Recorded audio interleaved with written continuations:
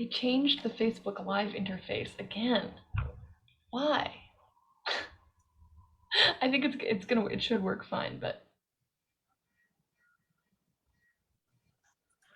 Yeah. I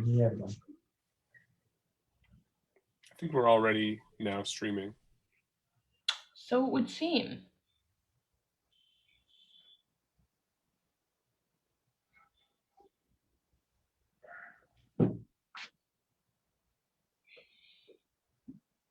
Okay, well, we're just gonna be live on Facebook for a few minutes before our presentation gets started. Thank you for being here, future viewers. We get started at 3 on the dot.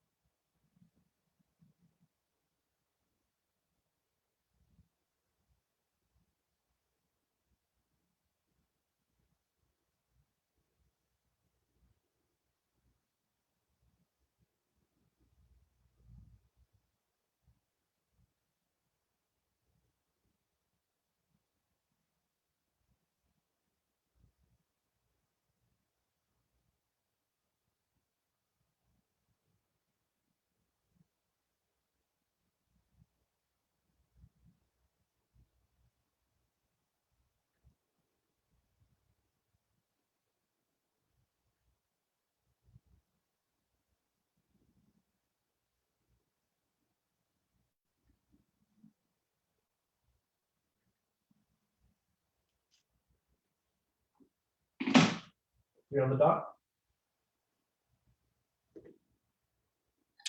We are ready to go. So, Chris, I'm going to spotlight you and let's get started. Great. Thank you, everyone, for joining us here today. My name is Christopher Mayo, and I am the chair of the Professional Development Committee of the Canadian League of Composers. And we're really happy to be presenting Felipe Tellez today. And we're going to be talking to you about analog synthesis. I'm joining you today from Toronto, which is the traditional territory of many nations, including the Mississaugas of the Credit, the Anishinaabe, the Chippewa, the Haudenosaunee, and the Wendat peoples, and is now home to many diverse First Nations, Inuit, and Métis people. I'd encourage you to consider the land where you are today and think about the original inhabitants of the land that you're occupying. This is one of a series of webinars that the Canadian League of Composers is offering. We have another one coming up in just very soon on the 12th of May, which will be demystifying the trumpet with Émilie Fortin, and I would encourage you to come along to that and sign up. And if you're interested in what the Canadian League of Composers does, I would encourage you to also take a look at our website, composition.org, and you can see archived videos of our past webinars, as well as looking at the other projects that we do to support composers working in Canada. And now I'd like to pass it over to Felipe.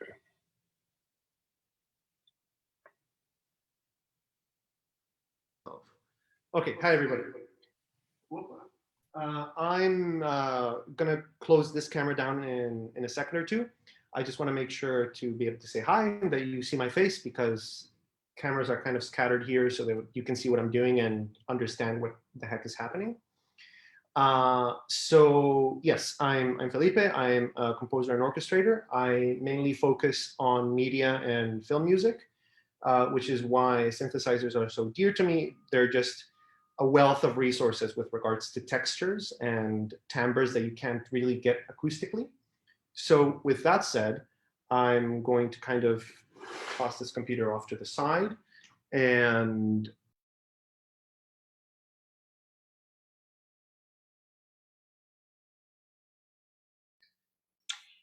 Sorry, do you want to just unmute the camera?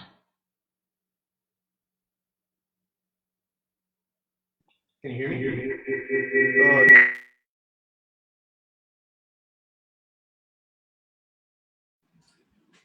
Can you hear me now? Yes, thank you so much. Sorry about that. All right. So yeah, if you could please just spotlight me, one of these screens, we can get going. This is my little presentation on a beginner's guide to analog synthesis. I'm giving you a link to my current system. So you can see what the building blocks are. You can access this later at your convenience. It's a free resource that I welcome everybody to use if they want to begin building their own synth. So there it is, you should have it. And we can just dive right into stuff. So there are plenty of building blocks to synthesizers. The perhaps most important one is your sound source. So what is usually called a VCO. VCO standing for voltage controlled oscillator, which is your sound source, right? So I have some oscillators here that I can show you and just kind of maybe demystify what it is that makes them tick and how to patch them up and so on and so forth. I've also got a little oscilloscope set up here. So we can actually visualize what is happening sonically. And I'll kind of toggle my screen back and forth. And we can just start with that. So basically, our oscillators, our VCOs, are our sound sources. VCOs are basically, I think it's pretty self-explanatory. It's a voltage-controlled oscillator. It's something that is oscillating at an audible frequency, right?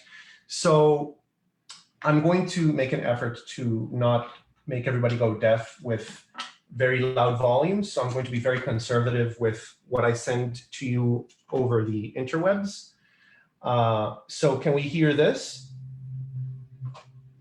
Yeah? All right, awesome. So that is your very boring and run-of-the-mill sine wave. And we can actually see it in our little oscilloscope here. Let me just zoom in. And there we go. We have a sine wave, right? That's basically our sound source, which we will be using to make music. Sine waves are very pure. They're kind of categorized as being glassy. They can be kind of attributed to flute-like sounds, etc. But we also have different wave shapes. For example, we have saws, which you can see in my oscilloscope, but you cannot hear. You should be able to hear it now. And you can tell that it just is more rich in harmonics. This is a spectrum analyzer that is telling us that there is a huge, like just a broadband harmonic series happening after the fundamental. And we have pulses, so basically square waves. Square waves basically turn on and off very quickly, which sound kind of like this. So, and be sure to stop me if there's some sort of weirdness happening, or if just something happens, be sure to stop me, right? So basically, we have VCOs, something which makes a pitch, it makes a sound, right? I'm going to skip ahead to VCAs, so voltage controlled amplifiers, which basically is our volume control. We need to be able to know what note we want, but also how loud, i.e. dynamics, right? So I'm currently taking sound out of the TSL, which if you have the URL, you should be able to see the TSL. It's this one right next to the kind of yellow thing. You can actually click on it on the modular grid site and kind of explore what it does and what it is capable of. I'm going to plug that into a VCA, which will help us basically control volume. And from that VCA, I'm going to pop it into the sound card, which I'm using to send you sound. And as you can see, we currently hear nothing, but if I slowly open up the VCA, sound comes in, right? I'm doing that with my hand like this. I'm just twisting a knob. But ideally, we would need to have not your hand do that. Like it would be great if I pressed a key and the synth knew that it had to open and close, right? In order for that to happen, we need to get into envelopes or function generators. So they're traditionally labeled as ADSR or ASR or AR, which stands for attack, decay, sustain, and release. All acoustic instruments, all sound sources have these qualities. If you think about the attack of a piano, it has a sharp transient, so it has a fast attack, and a relatively long decay if you are to keep the note held down with your finger, right? Something different can be said about a clavichord, for instance, where the attack is very sharp and the decay is also very sharp, right? And there are instruments such as perhaps the flute, where if you attack and you're doing a normal like mezzo forte, let's say, and you're holding the note, you have an attack that has a specific shape and a sustain and a release after the player has stopped playing that note.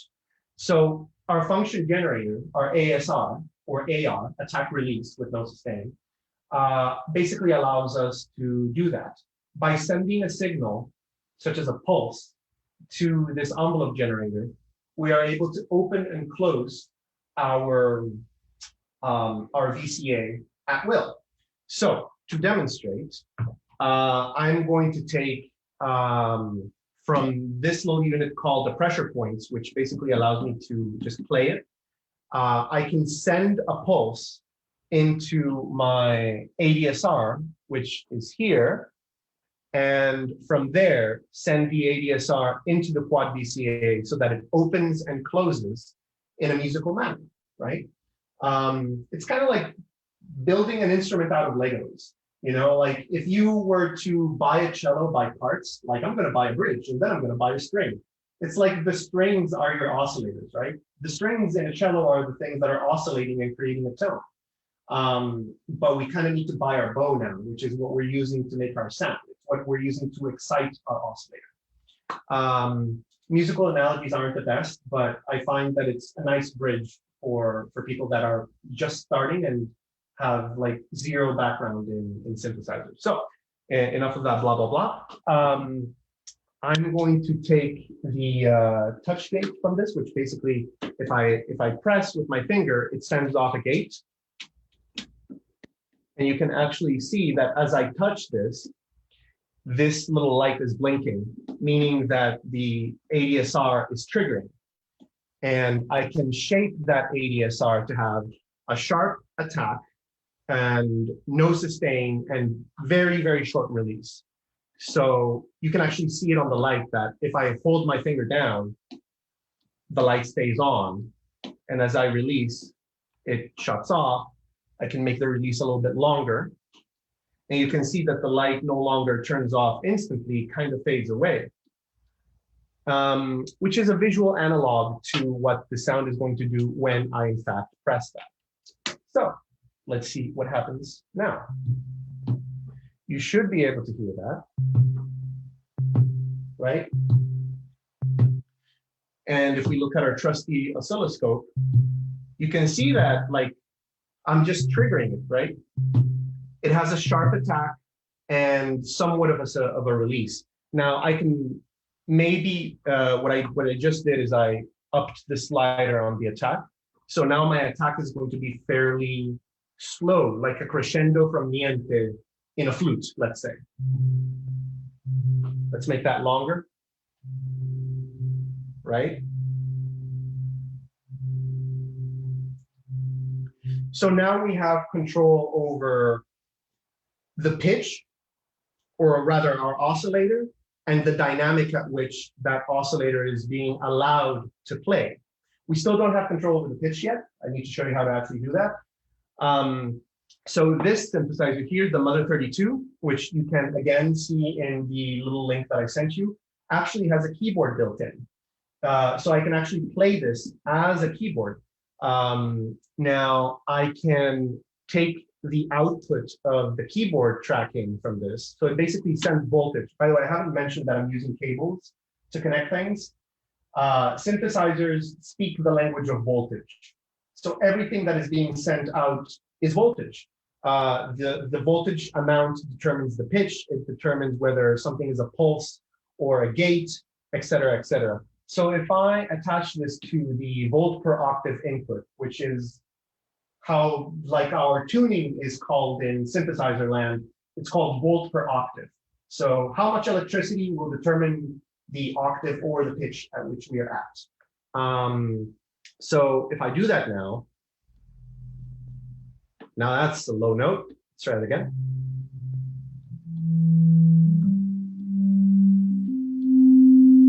I can actually take out the gate from here and pop it into the gate from here. So now gates are coming out of the button presses from here. Let's increase the volume. Right? And if we look at it again in our oscilloscope,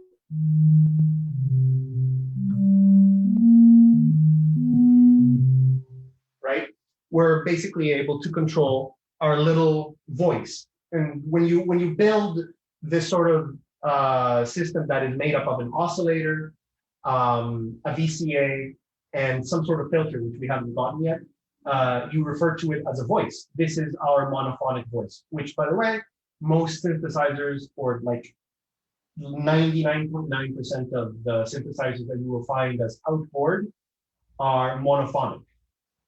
So only one voice. Like if I try to play two notes at the same time, it won't allow me to. It plays one or the other, right? Again, the analogy of a cello string, I think, is relevant here, where you cannot play two pitches on one single string. You can cheat, and like let's not get into multiphonics, please. Especially if you're a woodwind player or a singer or what have you. Don't talk to me about multiphonics. That breaks my analogy and it'll make me look bad. So, what else do we need to get to? We have other things called voltage controlled filters, i.e. VCFs. So when you have an oscillator that has a rich tone, so not a sine wave, something that is perhaps a little bit more complex, I'm going to take a triangle wave, for example. And as we see, it has a harmonic series associated to it, whereas the sine wave doesn't.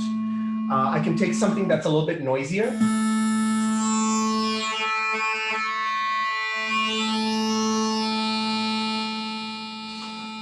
And we can actually see, I'm going to mute this for a second. So you shouldn't be able to hear that because I don't want to scream over the sound of the synth. But I just wanted to show you that this is what it looks like when it's zoomed in really far. It's a fairly complex waveform, which means that it has a fairly complex timbre associated to it, which I can morph over time, right?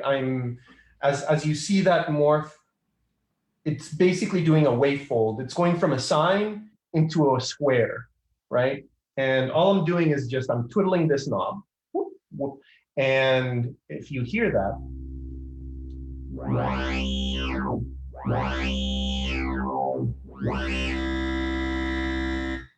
so this is where the analogy with real live instruments starts to break down. Because with real live instruments, yes, you can change the timbre of your instrument. Like if anybody hears a trumpet player or will be attending the trumpet seminar, is like, yeah, you can use mutes. Of course you can. But you can't transform that sound over time unless you're talking about a harmony mute and you're playing trombone. But generally, you can't transform or transfigure from one sort of timbre into another as easily in the acoustic world as we can in the synthesizer world, which we can do through wave shaping or we can do with filters. So what I'm going to do is, instead of having this PSL go directly into our VCA, I'm going to have it go into this WASP filter. It's called WASP because it has a gnarly tone associated to it. It's not particularly clean. It's somewhat distorted, but we like distortion here. It's kind of like a cooking show, I guess, making some weird cooking here. So now you shouldn't be able to hear anything. But now I'm just going to open it up.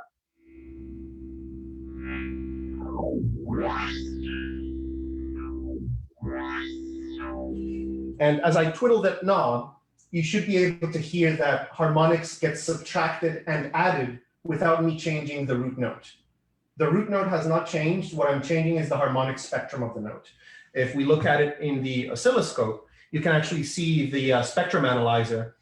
As I move the knob, you can see that happen. I'm going to turn this on so you can hear.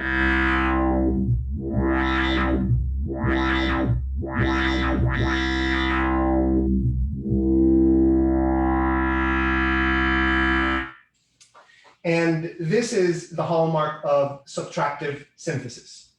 Subtractive synthesis is an East Coast kind of thing. If we go back to the history of synthesis and how synthesizers were developed in the early part of the 20th century, I'm actually going to advance a little bit in my presentation here, just so that you can see that there is a difference in kind of mantra with what the East Coast and West Coast approaches to synthesis are. They're good terms to know because if you want to keep on researching this sort of topic on your own, East Coast and West Coast is something that you should be aware of as terminology. They are different mantras that drive synthesizer creation and synthesizer, just instrument making. East Coast is the school of Bob Moog. Bob Moog being the guy that designed his famous Moog synths, made very popular by Wendy Carlos with his switched on Bach. And if we go in the opposite direction to the other side of the US at that time, we have the West Coast approach, which was pioneered by Don Buchla, which goes the opposite way. It starts with simple waveforms that are made complex through some sort of FM process or AM process, FM being frequency modulation or AM being amplitude modulation. I can demonstrate that a little bit by starting with, I'm just going to clear the patch. If I clear this patch and just start with, this is rather satisfying when you're like done with something and you clean up the patch. It can also be kind of sad when you have something really interesting going on and you clean the patch up and it's gone forever, which is one of the fun things about this. It's kind of ethereal somehow. Like you patch something and you get to enjoy it, and then when you take it apart, it's gone forever, right? It's very hard to recreate stuff from scratch. You can come close, but it's very hard. So anyway, if we start from a simple building block like a sine wave, which has no harmonic spectra to it,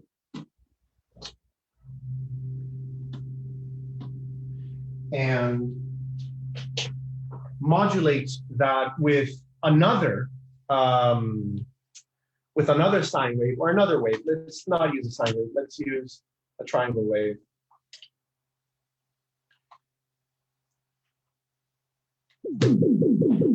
So right now, it's being modulated by something that is sub,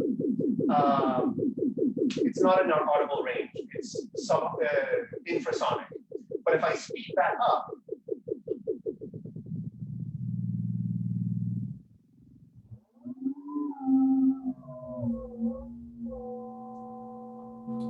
we get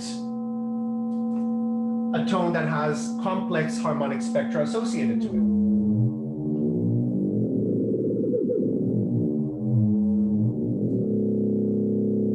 And right now it's very delete looply. When you see a lot of tutorials about how synthesis works, you got to start with the noises because it's like, oh, now I understand what FM sounds like, but we're going to harness it into like a workable patch that is actually musical. Just bear with me. We have to get there first. So then, going back to, I'm just going to cover these in the order that they are most convenient to actually create a workable patch.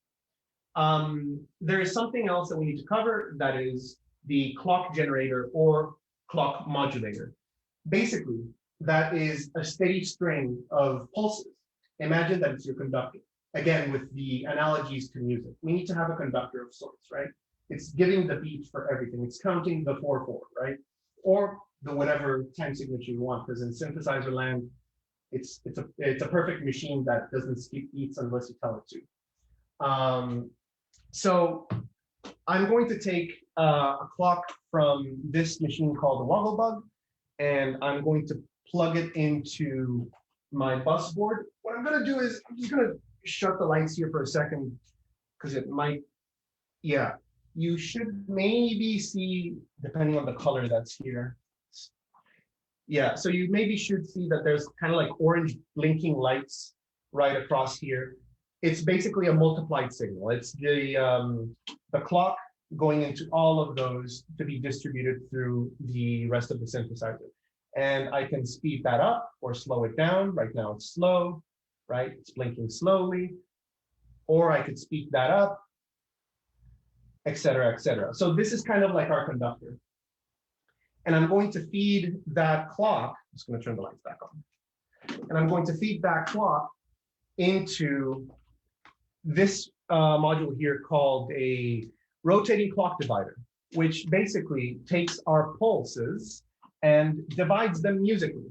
You can actually see it here. Again, I refer you to this very nice little rendition of the system that I'm using. And this is the module. Come on, load.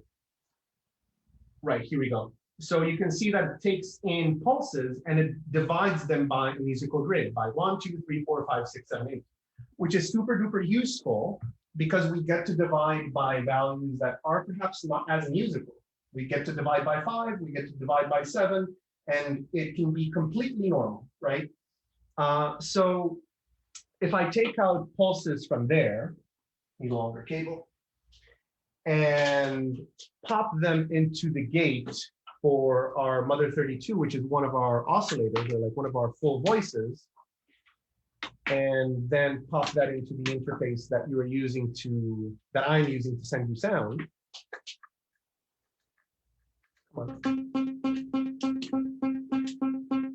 You should see that I'm getting sound at a rate. And if I take a different clock, I get it at a different rate.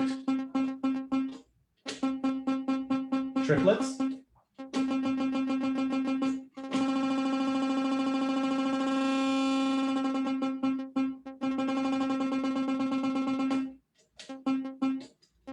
Etc.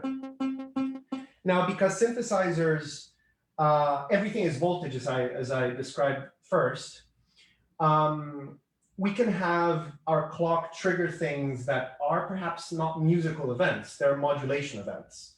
So instead of me twisting the knob for the filter to open and close, like I will demonstrate now,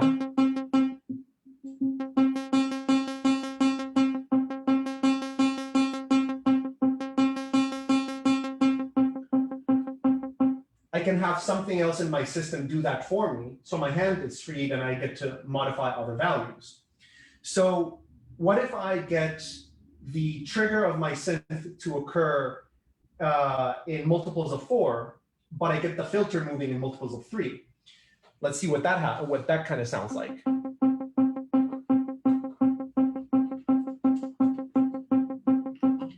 So I'm taking out a division of 3, popping it into this unit called maths, which will create an envelope, which will modify our voltage controlled filter.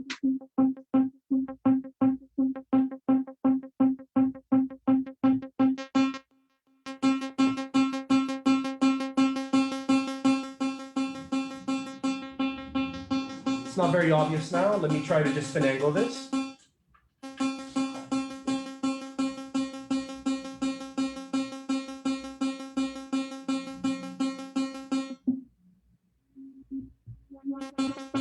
There we go.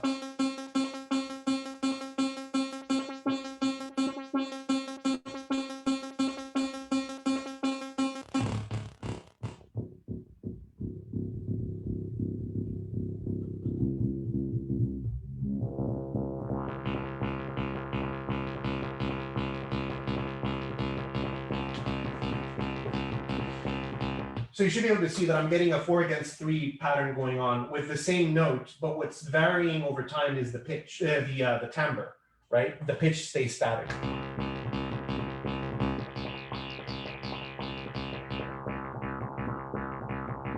Speed this up a little bit.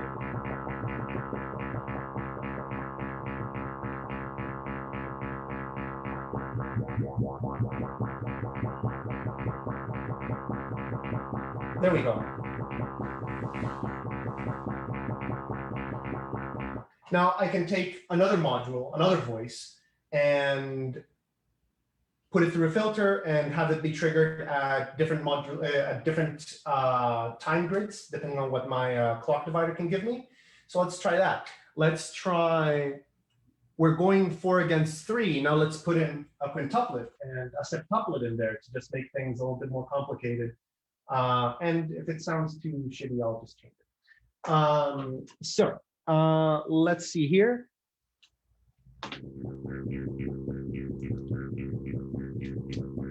So TSL into filter, filter into VCA, into VCA, clock, pulse into envelope,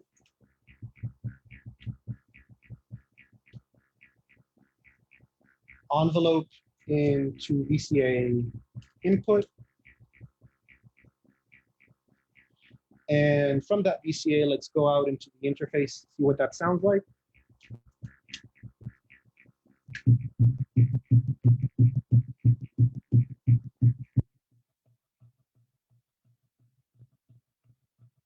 And you know what? Let's take a random source to control the filter. And let's not take 5, let's take 2.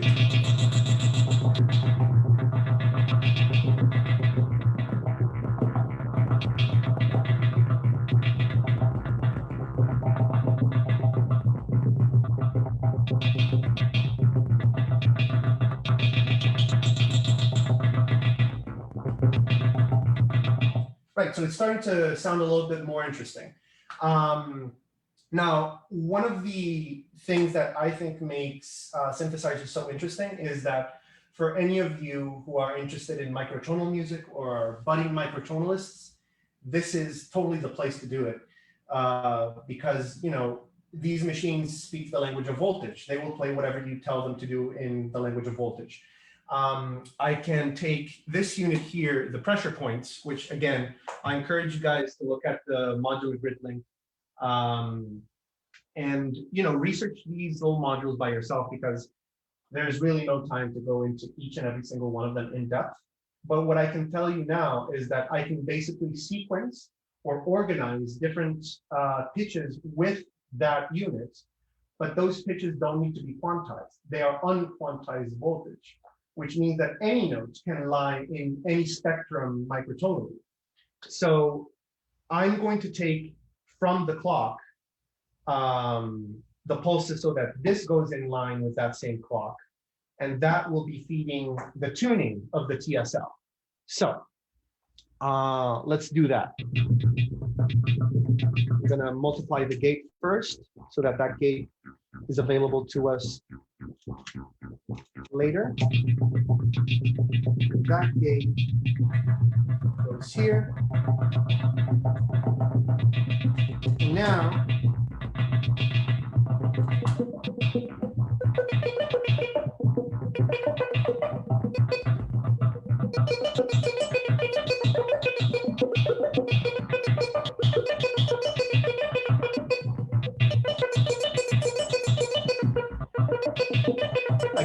I should probably have something modify that for me instead of me using my hand. So let's do just that.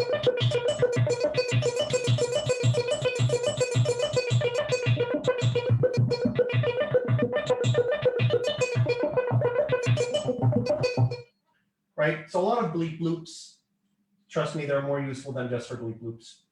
But I think they illustrate, at least what I'm showing you now, demonstrates the concepts of what a pulse is, or what a clock is, what is VCF, what is VCA, what are envelopes, right?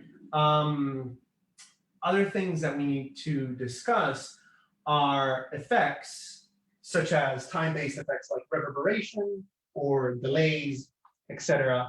I can take this that we've just made and pop it into a delay unit, and we can use delay, we can use the effects as parts of the instrument voice, right? What I think is so fun is that effects are no longer just effects, like, oh, I'm going to put a reverb on this because I want it to sound like it's in a hall. Well, no, you can modify the size of your hall musically, which is something that you can't do in the real world. Like, you can't change the size of the hall as your musicians are playing.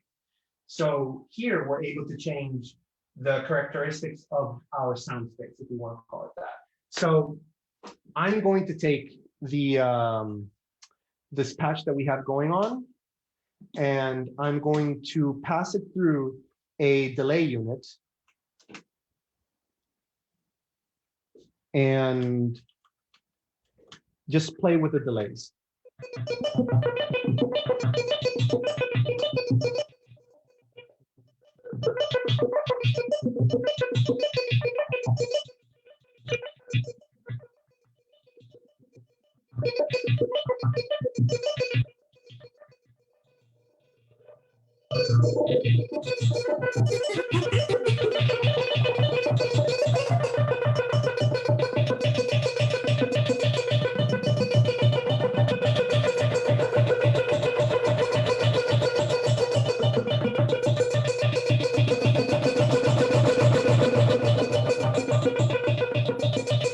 One particularly fun thing is saturating the delay line and making it like feedback on itself. That itself is fun. Let's pop that into a reverb as well so that we get an actual space.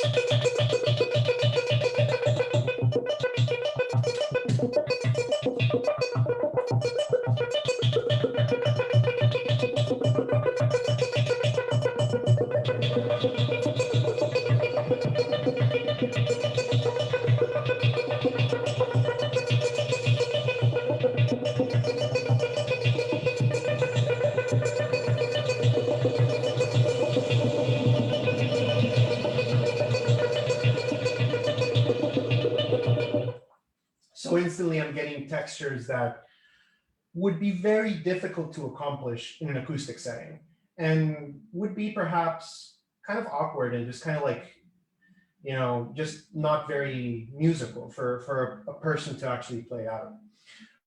But here you have control over these parameters and you just control them over time, which I think is so interesting to start thinking about music in timbre over time instead of notes over time.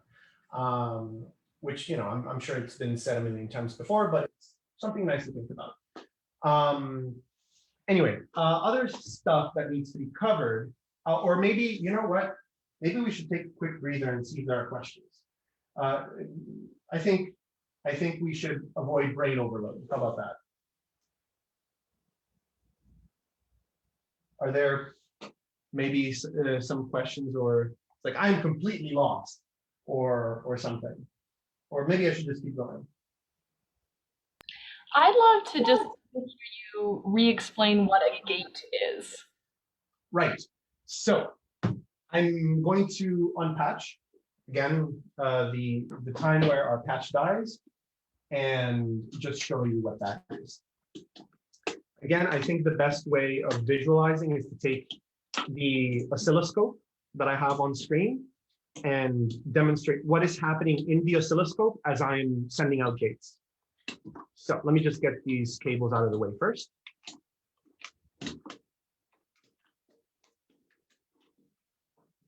Right. So I'm going to take a gate from pressure points. And I'm going to take that gate and feed it into the oscilloscope. So 1, 2, 3, 4. Right. So on our handy dandy oscilloscope, you can actually see that this signal is not audible. We don't perceive it as a pitch.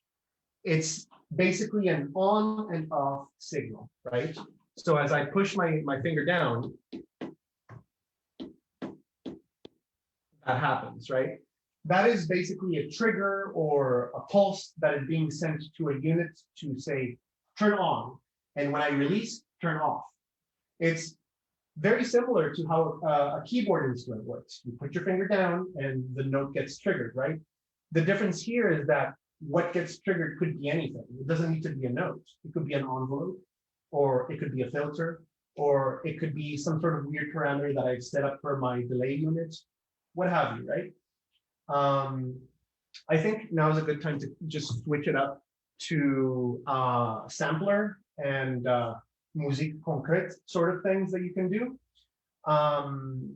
So this module, which is not listed on the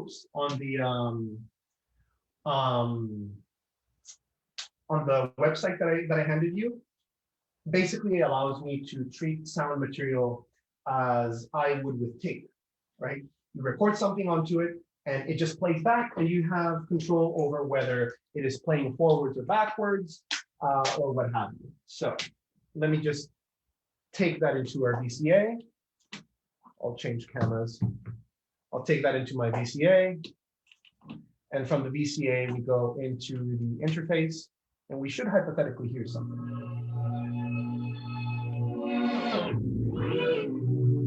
So this is one of my string quartets. I took the recording and I popped it in, and I'm free to manipulate it as I am tape. I can play it backwards and forwards. I can make little tiny snippets and like trigger those. I can repitch, etc. So let's see what I can do with this. Let's hear that again.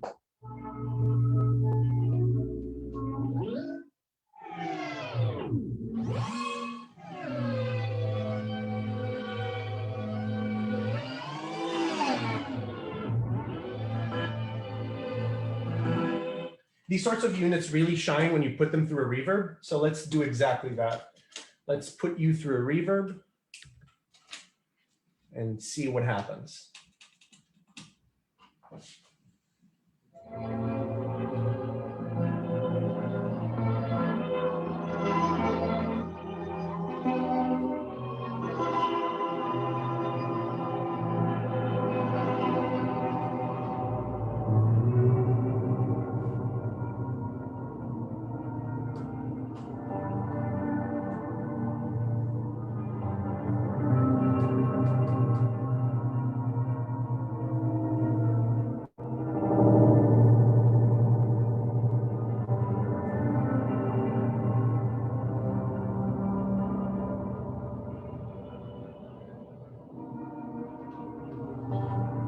So right there, the tape was just playing by itself, but we can, again, because synthesizers speak the language of voltage, we can control this any way we want. We can have certain snippets play at certain speeds and actually build a tune out of the clock that was controlling our other voices before.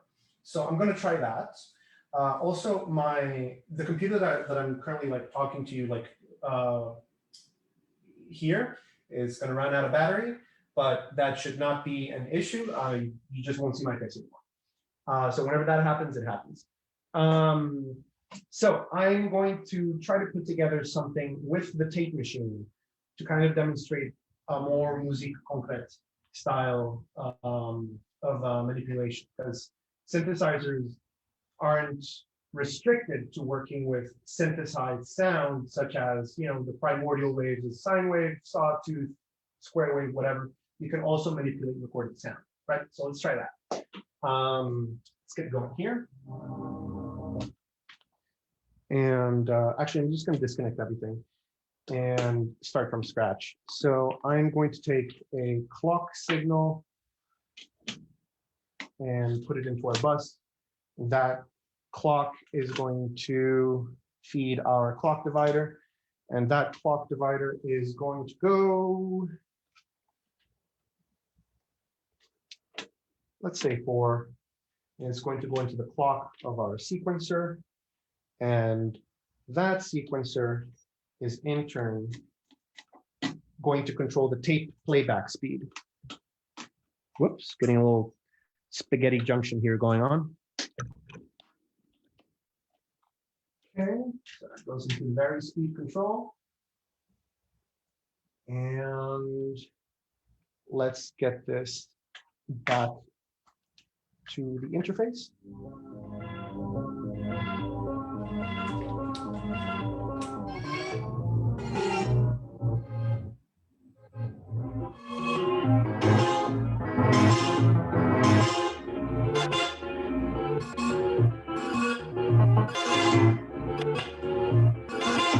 I'm not happy with this rhythm. So I'm actually going to do something a little different.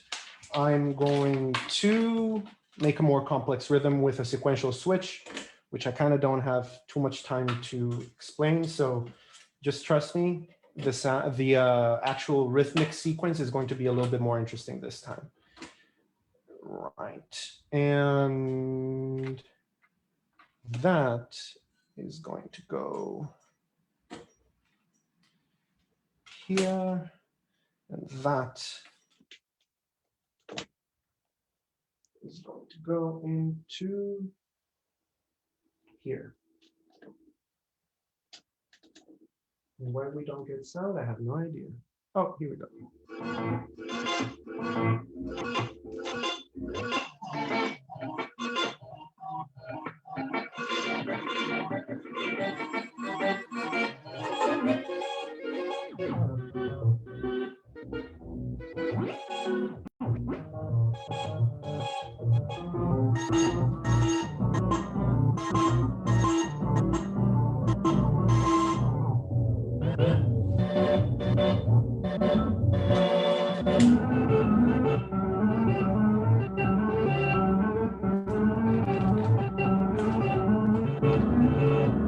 And this is actually going to go into a VCA.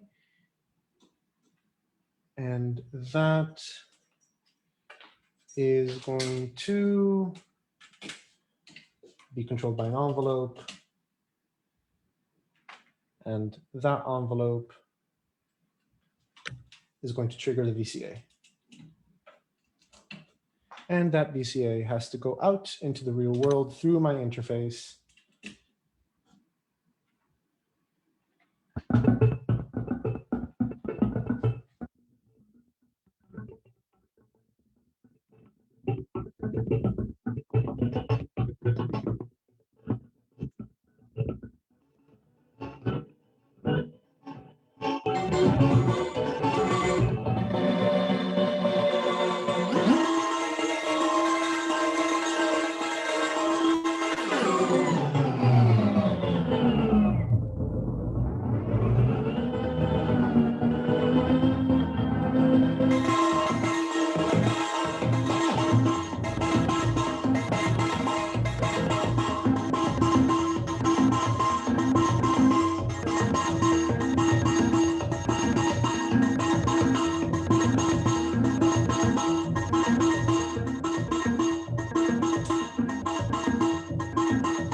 And that itself can be distorted if it goes into a filter like the WASP that has a little bit of distortion to it, just a little bit of grit.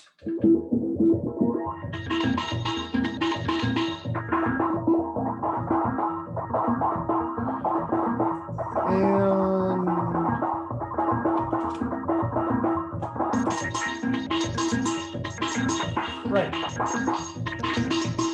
Again, we're kind of in the bleep loopy kind of side of things, just because I'm going very, very quickly. Which, you know, I mean, it's the fun of this is exploration. Sometimes you have a very clear idea of what you want and what you think you're going to get, and it just throws out something completely unexpected at you, which is kind of magical in its own way. So I think I saw some activity in the chat. Maybe There's we can some questions and I can repatch something that I actually have planned and not me improvising bleep loop sounds. How Sure, about we've that? got two questions in the chat. The first one is from Daniel, and his question is, do you utilize digital methods of synthesis like Max or Super Collider? And if so, what do you see as the advantages of using analog synths over these methods, either musically or in your workflow? So even though I've used Max before and I've also used PD, I really don't see them. And again, this is my very, very personal view. Please don't attack me. Is that they're not musical creation tools in a sense that works for me. It's too close to the metal, if maybe that makes sense. Like I don't want to go and create a voice, like create an oscillator. I can just like have an oscillator there. What I think it's really powerful for is prototyping.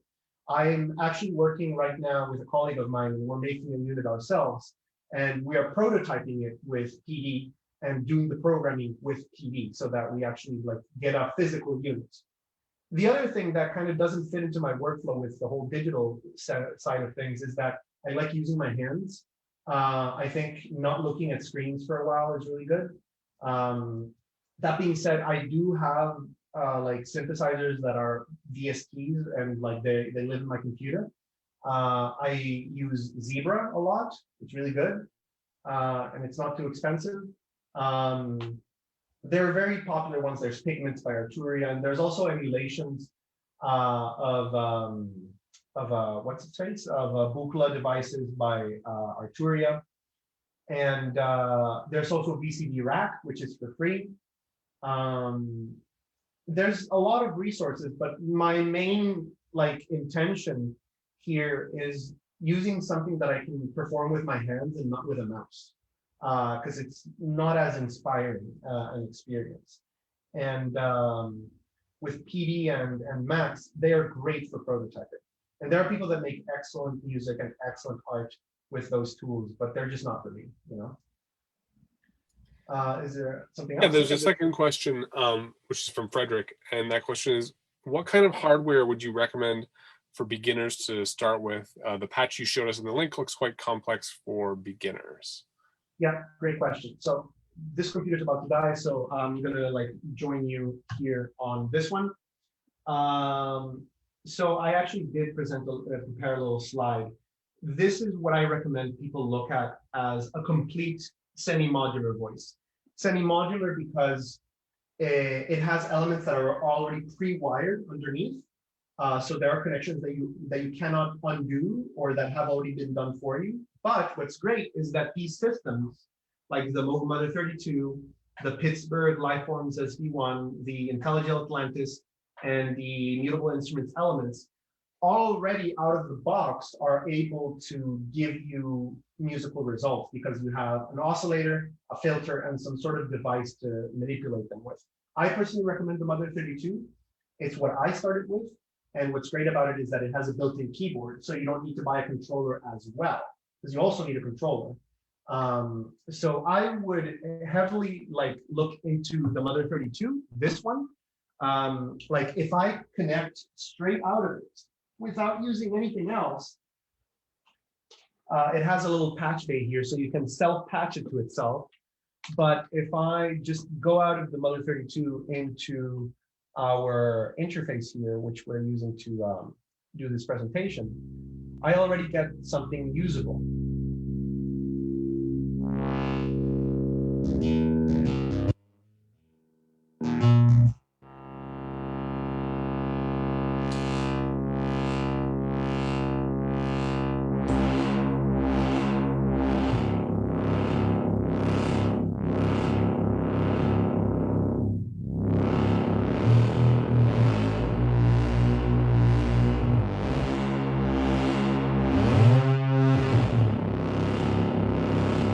Very fat kind of sounding. I lost you there for a second. So are you still there? Yes, yeah. Hear you. Awesome. I can no longer see the camera on the other computer, which already died. But does that make sense? Like this one has already a filter and it has a sequencer. So you could just like.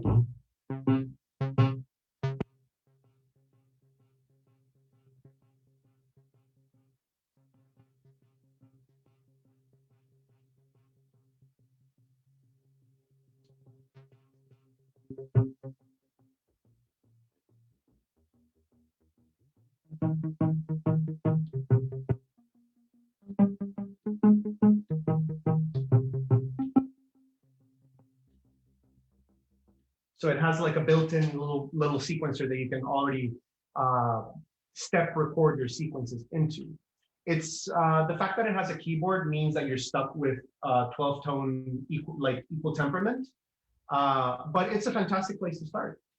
Are there other questions? Not yet. I'm sure there'll be some more as we keep going. All right. So before I go through another patch, maybe a word on the types of systems that there are out there. As I mentioned earlier on, we started with the Bob Moog, the Moog design, and the Don Buchla design. Currently, Buchla still makes synthesizers. They are a different format. They're called Buchla. And their voltage standards are different from what I'm currently using, so they don't play nicely together. The Moog system, or the old Moog system, currently referred to as MU, is also its own kind of format. I personally stick with Eurorack, which was developed by Dieter Doepfer in the 2000s. It's the most adopted system or type of system today, and it's where most of the innovation is happening. There is another format called Surge, which is also quite popular, and there are other formats that I haven't mentioned, but by far the most popular is Eurorack, which is what I recommend you go for. Yeah, so with that said, I want to show you another kind of feature which we get out of this device called the Wogglebug, which is itself a copy from a Buchla design called Source of Uncertainty, I think is what it was called. It's basically a random source, so it outputs random signals. I can use that to control the pitch of an oscillator, and I will get like very bleep loopy kind of sounds. But I can also get something a little bit more coherent if I use a quantizer. So I can pop this random source into this unit, which is currently set up as a quantizer, and you can't see it properly on camera.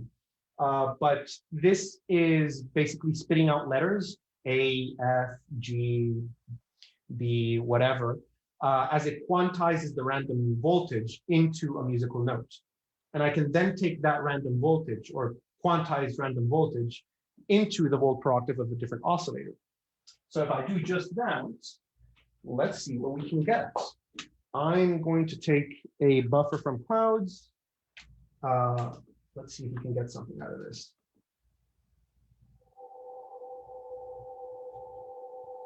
Right, so I'm going to actually take that into our quad VCA to boost its volume a little bit.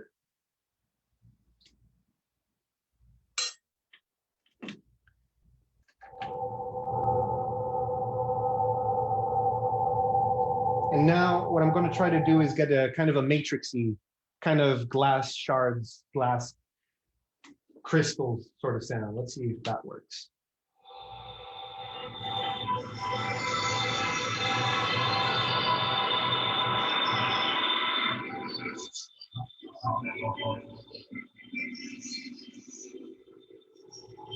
I should scale that down a little bit.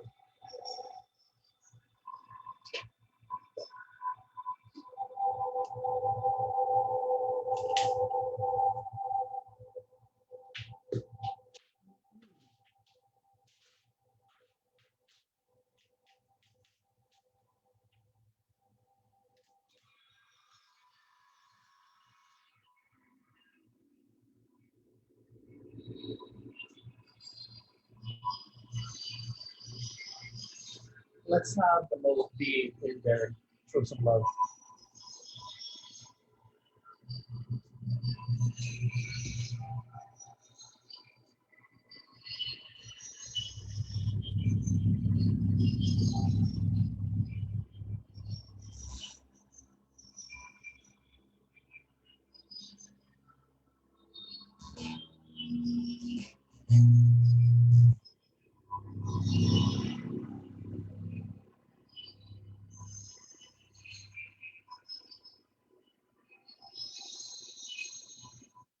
And the other cool thing that you can do with these sort of timbres when you get them is you can actually resample and put them in the computer and use them as instruments in Contact, which is a topic that is already kind of going above and beyond what this seminar is about. But for any of you that are familiar with Contact and with computer-based samplers, oh, Jesus Christ, come on. It's not going to do it. Contact, native instruments, Contact. There we go. So you could hypothetically record these sounds and put them into your Contact sampler or whatever sampler you own and build instruments out of them by just popping the sounds into it and using the sounds from your synthesizer as sounds in your sampler. So yeah. Any other things? Maybe? Looking at the chat, feel free to put your questions in there. A friend of mine from Colombia is joining me. Hey, Manu. Any other questions? How are we on time? I think we have like 30 more minutes. Yeah, that's right. Right, so then, I just want to make sure that we're not going over time or whatever. So my thoughts on why synthesizers are such a cool option, at least for myself, and why I try to get everybody that I know to be on my same hype train, is that with these sorts of devices, you are creating your own bespoke instrument. As I was saying in the beginning of the seminar, imagine that you wanted to buy a cello, but you only were able to buy it by parts. So you can buy the bridge, you can buy some strings, but then what if you're like, oh, well, I don't want 4 strings. I want my cello to have 7 strings and 2 necks, and I want 3 bows that can work simultaneously and whatever. Like, you can do that in this sort of environment. You can create your own instrument. So all of these synthesizers are different because everybody owns a different combination of devices, right? It's your own little Frankenstein device. And you know, much like any instrument purchase, it requires an investment. You know, a lot of people will say, oh, it's a toy, but you know, it's a tool and it requires investing. Unlike traditional instruments, as I was saying, you get to build like an IKEA or Lego cello or what have you. It facilitates the exploration of timbre, and it facilitates the exploration of microtonality. You also have a multi-timbral versus monotimbral approach to music. Again, of course, timbre varies in traditional music over time, but it's not a device that is exploited to the same degree as notes in Western traditional music, if you want to make that kind of comparison, where notes are the driving force of the musical discourse. We can have timbre be the musical discourse driving the bus. Of course, there are like there's musical movements that do that in the Western tradition, of course, but this is a way of doing it by yourself. It's tactile, no screens. You don't have to use a mouse. You don't have to rely on computers for this, and no presets, which you can see it as a drawback and you can see it as an advantage. That's just it. There are no presets. So let's just move on. For extra like information, if you want to continue educating yourself in the future, I would suggest going on Modular Grid as the link that I was showing you before. You can also purchase Patch and Tweak. It's a great book. And there's also free resources online with these YouTube creators, which are really good educators on this subject matter. And with regards to software emulations, You can look into VCD Rack, Softube Modular, or the Arturia Easel, which are all software emulations of these sorts of devices. And there's other things to consider. It just never stops. With your purchase, you have to consider the power and the case. You'll notice that this is living inside a case, and it has to be powered somehow. Same thing with this. Like you can actually see that it's a case, and you can see the power button here. You need to purchase the power separately to power all of these units, being careful with voltage and what have you. And the case and the power is itself an investment to make. Interfaces for actually recording yourself. And there are other little devices that I don't think we're going to go through today. But yeah, that's kind of the broad strokes, the building blocks of what these devices are, and a taste of bleepy bloopy sounds to inspire you in music creation with outboard synthesizers. I haven't even touched on the fact that you can connect these to guitar pedals, which I actually have one here. So you can keep going, like it like the interconnectivity of this thing just goes on. There's also a preamp in there that allows me to feed live instruments into the case, so I can have a singer come in and go through one of the filters or go through one of the particular units that I described to color their performance.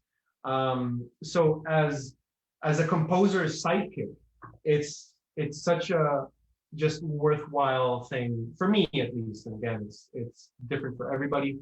And if you're not into it, that's also fine. Acoustic mediums are also awesome. I love composing for orchestral mediums, so I'm all about that as well. Yeah, maybe I'm just going to point my camera over here so you can see me. There we go. And I think we can safely say that that's a wrap, unless there are other questions or stuff that you would like me to go to, or just anything really. Sure. I have a question just to kick it off in case anyone else needs a moment to think of anything. I was just wondering where this fits into your workflow as a composer. Like, do you find that you go to the synthesizer as a starting point, as a sort of tool to generate ideas and material, or is it does it come in more later on in the process as a sort of finishing touches sort of thing?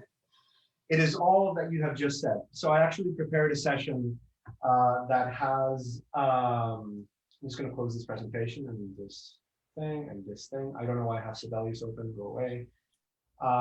So I did have ready a session that incorporates acoustic mediums and synthesized mediums to kind of demonstrate the synergy between them.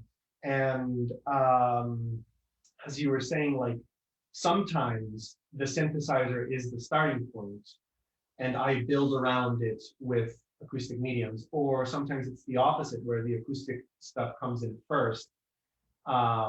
This is a track that I was commissioned for some sort of nature documentary about reefs or whatever. What it tries to sound like the depths of the ocean, kind of like coral reefs that are colorful and whatnot. So we can have a listen to it as a whole, and then we can look at the elements that are only synthesizers and see what role they are playing and like what they are bringing to the table, right?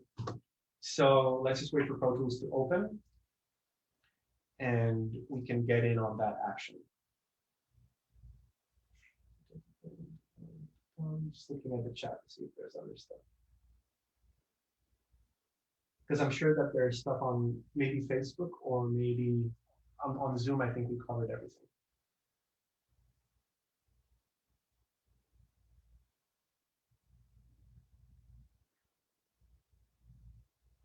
It's taking its sweet time. It's a big session.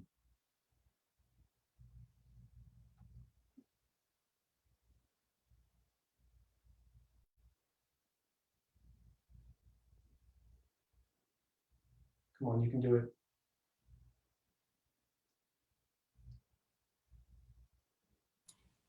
While that opens up, I was also wondering if you could just talk about how long has it taken you to build up that particular modular setup that you have? Has that been sort of years of collecting and investing, or? It's been 2 years. And what's fun is that you get to build it over time. So as you try new things, you grow with it, right? You start to feel the limitations of it, and you put in something new or replace stuff. What some people do is that they stop buying cases and they only trade. Because if you like infinitely pour money into it, it's just a money pit, right? And you know, we all have to pay rent. So what I'm going to do is I'm going to mute my microphone and let this play. Just testing whether or not you can hear.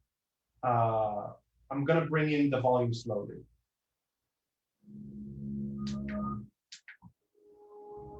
Yeah?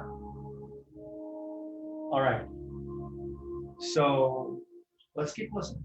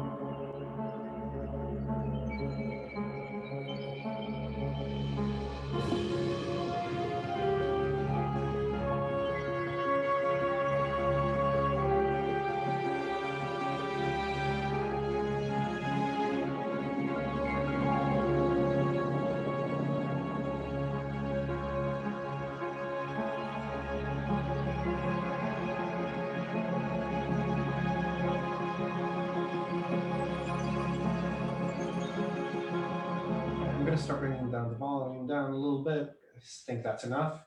And let me just try to select a couple of sections and solo out the synthesizers only, and then solo out the acoustics only, so we can kind of get a grasp of what is doing what. So currently you're going to hear only synthesizers. You should be able to hear that maybe? Right.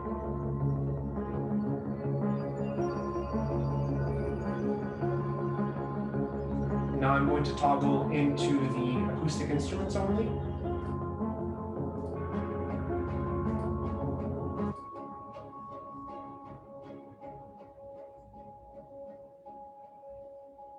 Back to synthesizers.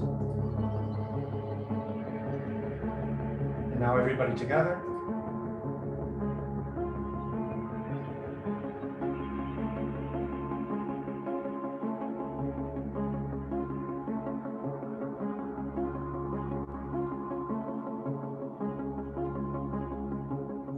Etc.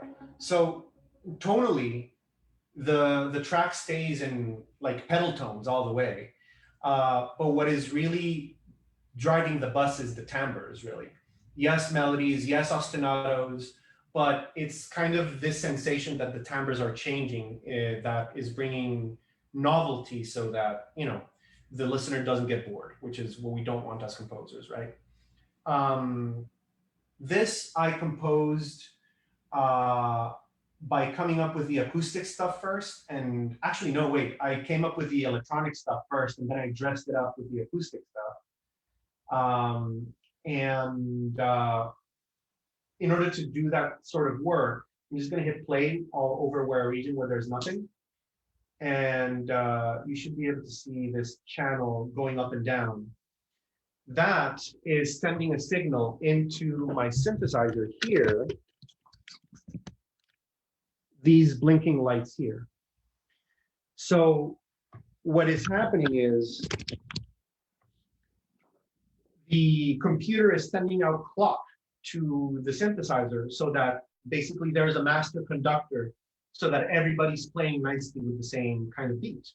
And because of that, you can get away with doing complicated subdivisions of that beat that would be either awkward or just kind of just not going to happen in real life. And that way you get everything to play coherently together, right? Are there other questions? I have another one actually. I was wondering I if think you're muted, or maybe I am the one who cannot hear you. I was wondering if you had any suggestions for composers or artists that people should be listening to if they're interested in just expanding their idea of what's possible of working with modular synthesis.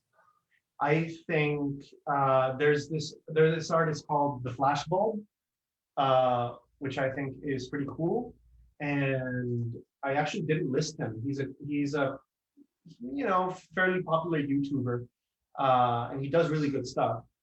And there's also Richard Devine. Maybe I should type these names. Oh yeah, I'm just gonna put them on the chat. So like Richard Devine and the Flashbulb.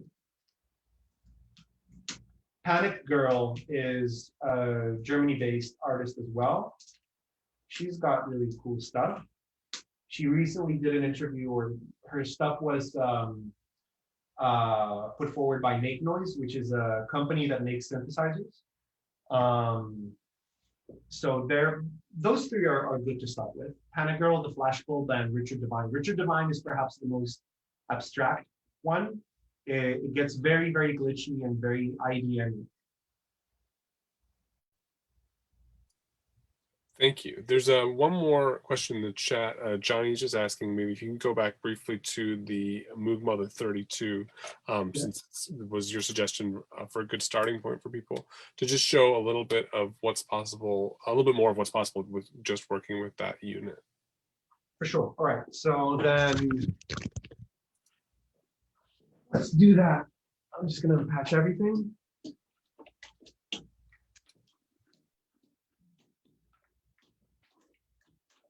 So what I like to use it for is for very low bass, because it has a very, very low, very fat low end.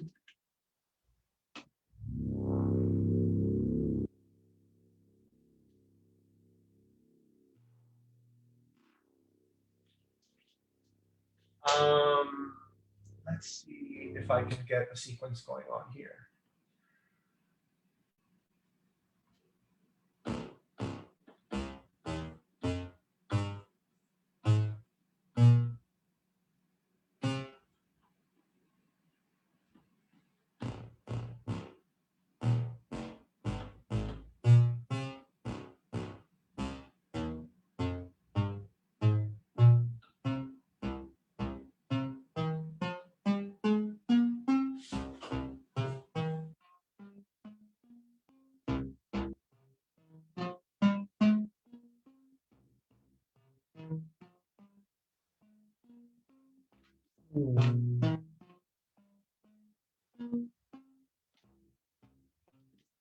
Sequencer is not behaving today. Let's try. So something that you can do with this is that it has your standard oscillator, but it also outputs noise. So like this.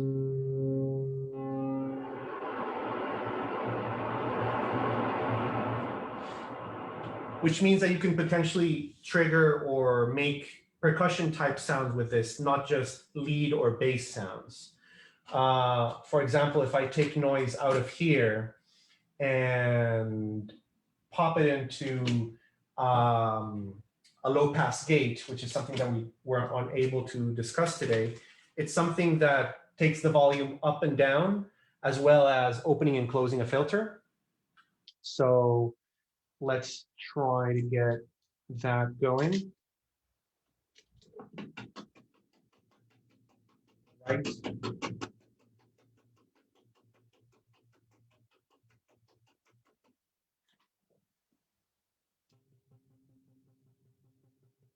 So I can go from noise to actual notes.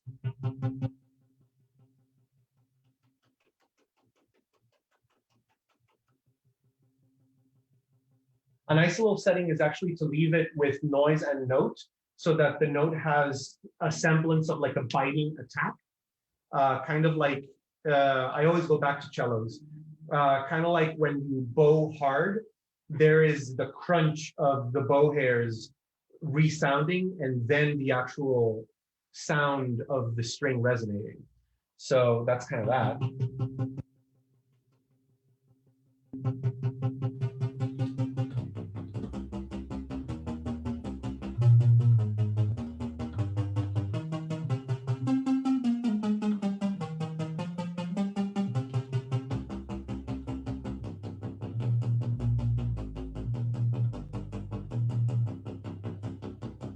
So right there, what it's doing is it's doing like a sharp pluck kind of sound.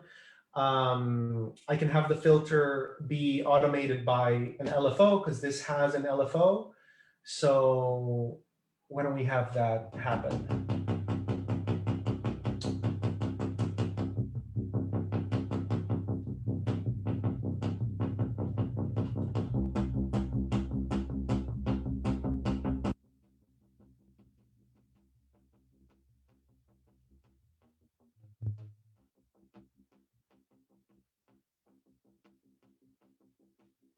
Other thing, it has control over resonance, so you can make the resonance of your filter be very spiky.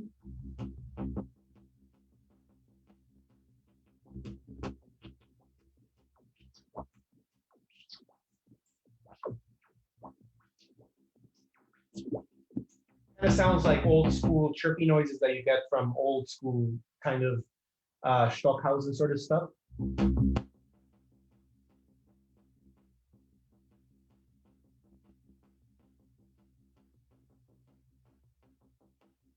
The other thing is that currently I'm getting a square wave out of it, and that square wave is being pulse modulated. So it has the appearance of like an ensemble of oscillators playing simultaneously. If I were to take that away,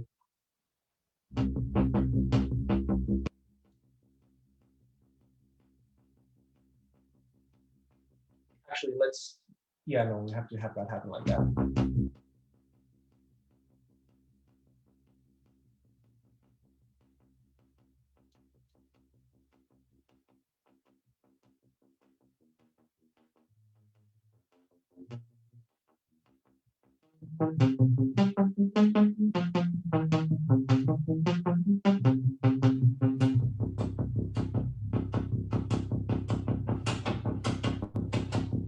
Etc. This also takes MIDI, like it actually takes MIDI from other sources, so you can connect keyboards, external keyboards into it and control it like that, which is very nice. You can also connect it directly into your computer and have your computer control it. So there's a lot of connectivity. The patch bay is extensive, so it can be self-patched. So yeah, I mean, it was a great tool to begin with and to learn the different things that you can do with it.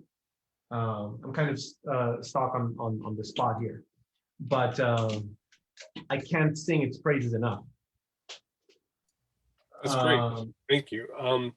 There was just one more question, actually, just about the materials, about whether it would be possible to get a PDF of the little document that you had available for attendees.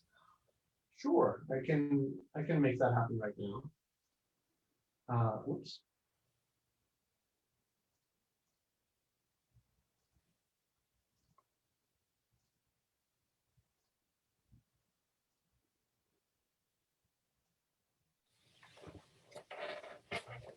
Or PDF. Should I just pop it on the chat? Yeah, that'd be great. We can pop it on the chat, and then if it's already, we might make it available on our website as well, if that's exactly. You can redistribute as you see fit. Great. I think the link works here. No, it doesn't work. Well, you know, what are you going to do? It's okay. We can put the link as well in the when we post it. Great. Well, if no one else has any questions, as the last opportunity. Otherwise, I just want to say thank you for a really superb presentation and a great introduction to working with analog synthesis. I think it was a really valuable introduction for everybody and a great taster of what's possible, and a lot of good justification for why working with your hands is a good way of fostering creativity and working in this way. So thank you a lot for that. And I'd encourage people to have a look for all the webinars that we have coming up. As I mentioned at the beginning, the next one coming up is on the 12th of May, demystifying the trumpet, but we actually have webinars coming up every 2 weeks for the next, well, we got 5 more coming up after this. And then we're going to be taking a little break over the summer and we're coming back after that. So I'd encourage you to check us out on composition.org and see what we have to offer. Thank you so much, Felipe, for joining us today.